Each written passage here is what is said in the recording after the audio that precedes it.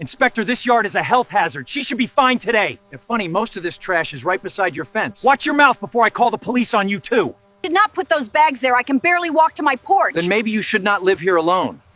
Or maybe someone wanted her yard to look abandoned. The truth has a way of hiding under the mess, but when someone is patient enough to clear it, lies have nowhere left to stand.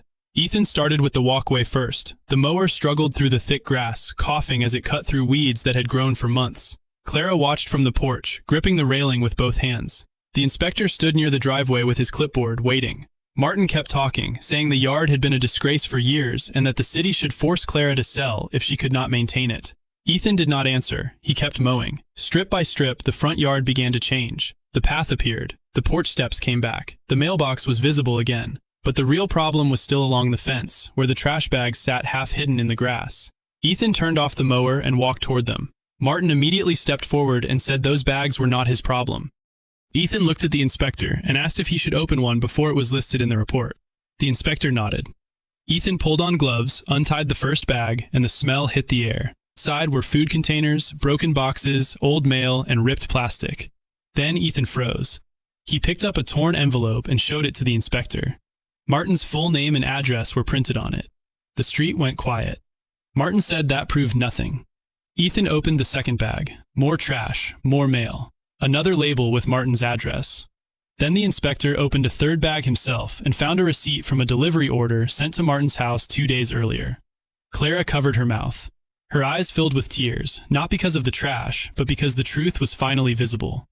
Ethan looked along the fence and noticed scratches on the top rail, like bags had been dragged over it. Near the ground, he found spilled garbage caught between the fence boards. The inspector walked to Martin's side of the fence and looked over. Behind Martin's expensive privacy hedge was a clean patio, clean bins, and a narrow gap where someone could easily throw bags into Clara's yard without being seen from the street. Martin's face turned red. He said Clara was trying to frame him. Clara's voice shook as she said she had known for months. Everyone turned toward her. She said she heard bags hitting the ground at night, but nobody believed her. She said when she tried to tell Martin to stop, he told her no one would believe an old woman with a yard like hers. Ethan's jaw tightened. The inspector closed his clipboard and said the fine would not be going to Clara. Martin shouted that this was ridiculous, but the inspector told him dumping on another property was a separate violation and that the city would be documenting everything. Neighbors had started coming outside by then.